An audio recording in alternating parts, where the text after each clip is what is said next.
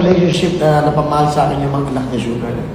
Parang naging anak ko kasi hindi ko nakasama yung mga anak ko. Doon ako nabaling sa mga anak niya. So, okay lang yun. Saka hindi mo dinigala yung naging relasyon mo. Kawawa naman yung babae. Totoo naman yun. Hindi ako ganong klaseng tao.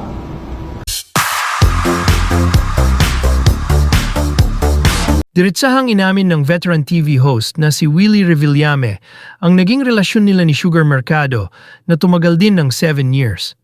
Game na sinagot ni Willie ang maiintrigang tanong ng entertainment press sa naganap na Grand Media Con ng bago niyang game show, ang Willionario.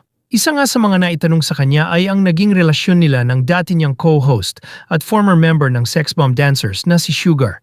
Buong ningning na inamin ng TV host na totoong naging sila ni Sugar pero nagkahiwalay din dahil parang hindi sila itinadhana para sa isa't isa.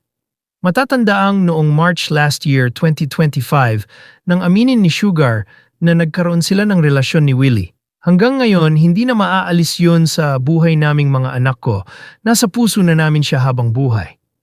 Wala naman akong masasabing hindi maganda sa kanya kasi minahal niya talaga yung mga bata, say ni Sugar sa panayam ni Ogie Diaz.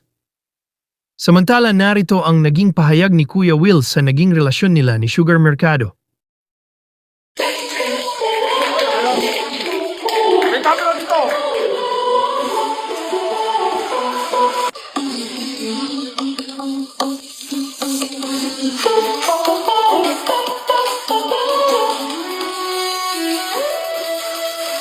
Habang may buhay kasama ka, huwag ka lang susuko.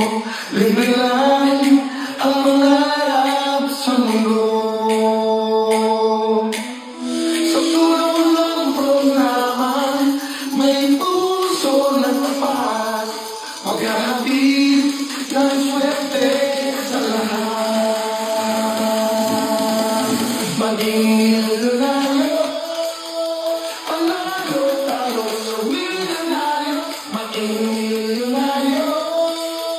sumay ka na sa Willionario. Araw-araw siguradong may panalo sa Willionario.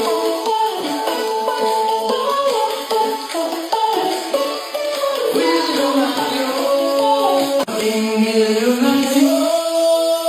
Panalo, milyonaryo, maging milyonaryo. From for how many years? Ilang taon na ako sa daily show? 33 years?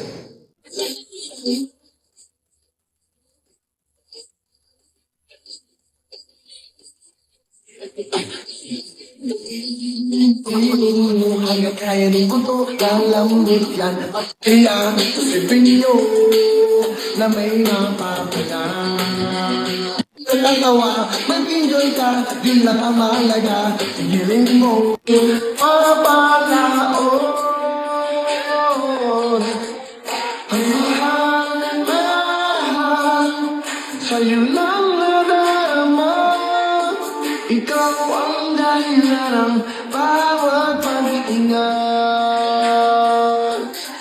At may isang pag-ibig na tapat at totoo. Dahil sa'yo'y naramdaman ang tunay na pagmamahal. Iibigin kita kahit sino ka man. Ikaw na nga ang hinahanap ng puso, ang siyang magbibigay ng saya, ng tamis at lamig sa buhay ko. Wow, wow. Ikaw na ang Napamahal sa akin yung mga anak ni Sugar. Parang naging anak ko kasi hindi ko nakasama yung mga anak ko. Doon ako nabaling sa mga anak niya. So doon ako nagigibigay kasama yung mga bata. Binoblower ko yung mga anak niya. You know, naging anak ko talaga. Totoo naman yun. Hindi mo na ako mag-deny yan. Hindi mo naman dinideny ang dapat na totoo eh. Saka hindi ako magsisinungaling. Yes, maging maayos naman. Kaya lang, it's just that siguro, hindi talaga para kami sa isa't isa. So, pero yung talagang nagpasaya sa akin nun, si Sugar din naman, di ba? Saka yung mga anak niya. Yun talaga yung naging, kasi nga, hindi ko nakasama yung mga anak ko, parang naging happy ako na nakasama ko yung mga anak niya. Parang yung bang, yung naging, ano ba, yung naging naulila ako sa mga anak. Parang ganun, parang doon ko na alam naman ng mga anak ko yan, saka hindi man mga sila sa anak ko kasi nakita nila, naging masaya ako. Gano'n, naging fair naman ako sa kanila. Okay lang yun. Saka hindi mo dinigala yung naging relasyon mo. Kawawa naman yung babae. Totoo naman yun. Hindi ako ganong klaseng tao. Sa lahat, hindi lang sa kanya, sa lahat ng mga relasyon ko na naging maganda ang buhay. Ako para sa akin, dapat lahat maging masaya, dapat lahat maging maayos ang buhay. Ganun naman ang buhay Anong gawin? Sa tatahakin ng buhay, may mga, di ba? May mga bako-bako kang dadaanan. Di ba? May detour. May mag-u-turn ka. May left turn. Ganun ang buhay. Kasama sa buhay, wala akong dinadamdam kahit kanino. Kung makakatulong pa ako sa kanila, I'm willing. Now, may sarili ng website, may sarili ng programa, at dito, pinuhos ko na lahat. Lahat ng kaalaman ko sa pinagdaanan ko sa lahat. But anyway, magandang hapon sa inyo lahat. Maraming salamat sa lahat ng gusto nyo itanong nyo na. Pati natalo ko sa Senado, itanong nyo na rin yan lahat. Lahat. So, sa akin, no holds barred tayo. I'm okay. At para malaman natin lahat ng mga nangyari sa akin. At para alam ito to, kung bakit ako nagagayad sa TV, bakit ako nagiging ganito, para malaman nila lahat. So, lahat ng mga questions, it can be answered sa personal kong katotohanan na sabihin sa inyo. Itong araw na to, very important sa akin kasi una sa lahat, I'd just like to thank Jojo Gabinete. Jojo, maraming salamat.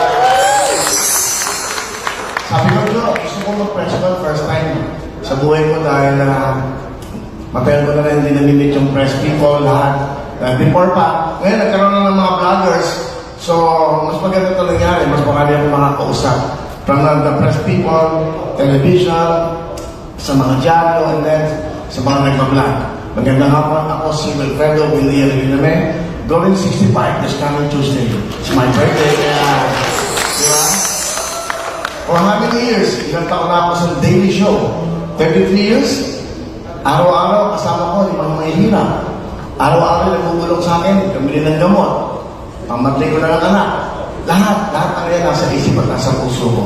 So, lahat ng ito, sasabihin ko na sa inyo lahat kung ano yung mga dapat sabihin at lahat ng katotohanan.